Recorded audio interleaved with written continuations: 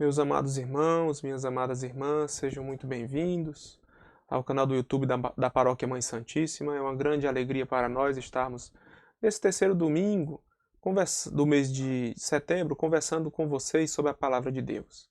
No primeiro encontro da nossa primeira catequese, nós falamos sobre a Léxio Divina, essa leitura orante da Palavra de Deus. Na segunda catequese, nós conversamos um pouco sobre o Antigo Testamento, essa primeira revelação, esse primeiro contato que Deus fez com o seu povo.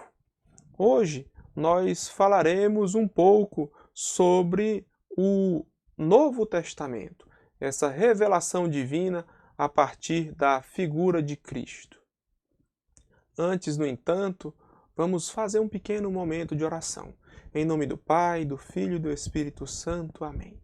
Vinde, Espírito Santo, enchei os corações dos vossos fiéis e acendei neles o fogo do vosso amor. Enviai, Senhor, o vosso Santo Espírito, e tudo será criado, e renovareis a face da terra. Oremos, ó Deus que instruístes os corações dos vossos fiéis, com as luzes do Espírito Santo, fazei que apreciemos retamente todas as coisas segundo o mesmo Espírito, e gozemos sempre de sua consolação. Por Cristo, Senhor nosso. Amém. Inspirai, ó Deus, as nossas ações e ajudai-nos a realizá-las, para que em vós comece e para vós termine tudo aquilo que fizermos. Por Cristo nosso Senhor. Amém. Em nome do Pai, do Filho e do Espírito Santo. Amém. Então, meus queridos irmãos, hoje nós vamos falar sobre o Novo Testamento, essa segunda parte das Sagradas Escrituras que fazem parte, essa segunda parte que nos traz a mensagem, a vida, o dia a dia de nosso Senhor Jesus Cristo. O Segundo Testamento, o Novo Testamento, ele é composto por 27 livros. Esses 27 livros foram escritos, em sua maioria, em grego, exceto o Evangelho de São Mateus. O Novo Testamento nos apresenta os 4 evangelhos que são a boa nova de Cristo para a humanidade. São a boa nova da vida de Cristo para a vida da humanidade. Também nos apresenta o Novo Testamento, os Atos dos Apóstolos, as 14 epístolas ou cartas de Paulo, as 7 cartas católicas e o Apocalipse de São João. Iniciando a nossa conversa pelo Evangelho de Mateus, nós vemos um evangelho que é dirigido especialmente aos judeus convertidos. Os judeus que no início do cristianismo se converteram ao caminho pregado por Jesus. Esse evangelho nos mostra um Jesus de Nazaré que é herdeiro das promessas feitas por Deus a Davi. Jesus é o Messias anunciado pelos profetas e comparado com Moisés, aquele que liberta o seu povo. Mateus vem nos mostrar que Jesus cumpre essas promessas, que Jesus é o judeu que está presente na vida da sinagoga, que Jesus é o judeu que cumpre todos os preceitos da lei mosaica. Então, junto com Lucas, o Evangelho de Mateus é oriundo do Evangelho de São Marcos. São Marcos foi o primeiro evangelho a ser escrito. Foi escrito mais ou menos ali por volta do ano de 70 depois de Cristo. Ele apresenta um Jesus humano, um Jesus que é filho de Deus, mas que cura as pessoas. Esse Evangelho de São Marcos, ele mostra essa característica humana, mostra algumas atitudes humanas de Jesus. Esse Jesus que, conforme dizia o Papa Leão XIII, é tão humano que só podia ser divino e tão divino que só podia ser humano.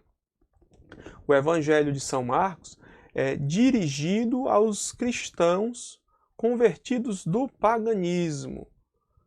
Ele tem como característica o grande medo pelo qual passava a comunidade após aquelas perseguições. É a fonte primária. O Evangelho de São Marcos é a fonte primária dos evangelhos de Mateus e Lucas. Nós temos também o terceiro evangelho, o Evangelho de São Lucas, que apresenta a vida e a atividade de Jesus Cristo desde a sua concepção. Quando o anjo Gabriel foi enviado por Deus a uma virgem prometida em casamento a um homem chamado José. A grande frase, né, é que o nome da virgem era Maria. Esse evangelho nos mostra o sim de Nossa Senhora.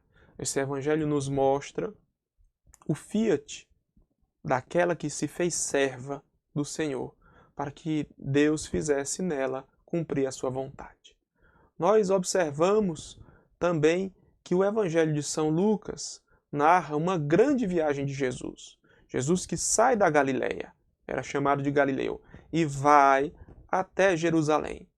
Ele vai até Jerusalém para sofrer a sua paixão, morte e ressurreição. O evangelho de São Lucas é oriundo também do evangelho de São Marcos, tal qual o evangelho de Mateus.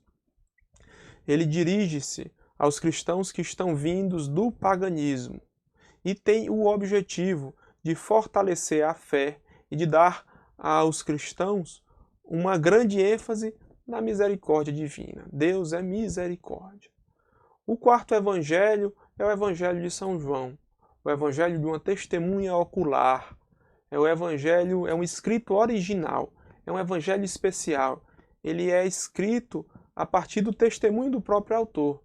São João é aquele discípulo amado, é o discípulo que teve a oportunidade de encostar a sua cabeça no peito do Senhor, ensino ieso, no peito de Jesus. São João também é aquele discípulo que representa toda a humanidade, que mesmo com medo não abandonou o Senhor aos pés da cruz. Ele estava lá junto com Nossa Senhora. E foi João que nos representou quando o Senhor olhou para Nossa Senhora e disse: mulher, eis o teu filho. E olhou para Jesus: eis aí a tua mãe. João nos mostra o mistério das humilhações e da glória de Cristo. E nos fala da vida eterna como uma realidade já presente na pessoa de Jesus. Jesus que é caminho, verdade e vida. João escreve aos cristãos que estão vendo essa novidade do Evangelho. Após o Evangelho de João, nós temos na sequência os Atos dos Apóstolos. É um livro que também foi escrito por Lucas, seria uma espécie de continuação do seu Evangelho, e destaca o testemunho dos apóstolos sobre a ressurreição do Senhor. Um outro ponto muito marcante do Evangelho um outro ponto muito marcante dos Atos dos Apóstolos é exatamente essa vida, a narração da vida dos apóstolos a partir da ascensão do Senhor. Descreve, então, o livro dos Atos dos Apóstolos, o surgimento das primeiras comunidades cristãs e a ação do Espírito Santo na vida da igreja, a igreja que surgiu lá em Pentecostes. O livro dos Atos dos Apóstolos também nos mostra o querigma, que é o anúncio da palavra de Deus, nos mostra o ensino que os apóstolos faziam, essa catequese, nos mostra a vida em comunidade, eles que tinham tudo em comum, viviam como irmãos, e a missão apostólica da igreja de levar o evangelho a toda criatura. Após os Atos dos Apóstolos, nós entramos nas epístolas paulinas. Elas são um modo de pregação de São Paulo, o apóstolo dos gentios. São Paulo que era perseguidor dos cristãos, São Paulo que teve a oportunidade de perseguir aqueles que professavam a fé.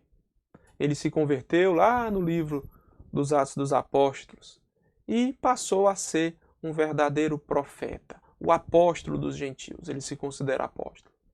Após a fundação de certas comunidades, São Paulo não tinha como se dirigir a todas elas para acompanhar o seu desenvolvimento. Então, ele mandava essas cartas para exortar os seus discípulos, para animar os seus discípulos e para corrigi-los na fé. Ele fala em suas cartas da consequência do pecado, fala também da salvação, fala da humildade, da caridade e de outros temas relevantes aos cristãos. Após as epístolas paulinas, nós temos as epístolas católicas, que são dirigidas a toda a igreja e por isso são chamadas de universais. Católico quer dizer universal, então a igreja católica é uma igreja universal. As cartas católicas, as epístolas católicas, são aquelas que são dirigidas a toda a igreja. São escritas por outros apóstolos e exortam os cristãos na vida moral, na santidade, na fidelidade do seguimento de Cristo. Nós temos, por último, o livro do Apocalipse de São João. O livro do Apocalipse, é o último livro da Bíblia, traz a revelação sobre os últimos tempos pelos quais a humanidade vai passar. Ele deseja sustentar a fé daqueles cristãos que estavam sendo perseguidos, e esses primeiros cristãos precisavam ser encorajados a suportar com firmeza as tribulações pelas quais passavam. Com a sua linguagem simbólica, então, o apóstolo São João nos descreve a derrota dos perseguidores da igreja e a vitória final de nosso Senhor Jesus Cristo. É o livro dos últimos tempos, é o livro que nos mostra como será a igreja celeste, a Jerusalém celeste. Nós temos algumas curiosidades. Enquanto o Primeiro Testamento, o Antigo Testamento, foi escrito em cerca de 1000 anos, o Novo Testamento, o Segundo Testamento, levou apenas cerca de 100 anos para ser escrito. O Primeiro Testamento, o Antigo Testamento, ele tem muitos livros. Já o Novo Testamento, ele tem cartas. São cartas dirigidas a comunidades ou à igreja. Nós temos no Novo Testamento vários lugares de escrita, sobretudo a Síria, a Grécia, a Ásia Menor e Roma. E um ponto muito importante, o Novo Testamento, ele é uma interpretação do Antigo Testamento à luz do ministério de Jesus. Então, Jesus que foi previsto pelos profetas, esse Jesus que foi previsto durante todo o Antigo Testamento, realiza a sua revelação plena, a plenitude da sua revelação no Novo Testamento. Então, não há como nós separarmos a leitura da Bíblia do Antigo Testamento da do Novo Testamento. A Bíblia, esse livro sagrado inspirado por Deus, que nos traz, de um modo geral, a boa nova de nosso Senhor Jesus Cristo. Então, meus queridos, para nós é uma grande alegria estar com vocês, conversar um pouco com vocês sobre esses mistérios, sobre essa grande dádiva que a igreja tem, que são as Sagradas Escrituras. A nossa igreja, ela tem 3 grandes pilares: as Sagradas Escrituras, a Sagrada Tradição e o Sagrado Magistério. Então é muito importante que você, que nos acompanha, faça a sua leitura bíblica, procure interpretar aquilo que o Senhor lhe fala através do Espírito Santo. Nós agradecemos a você que nos acompanha e convidamos a participar no próximo domingo da nossa última formação, que vai versar sobre o livro do Deuteronômio. Que Deus abençoe você e sua família. Muito obrigado.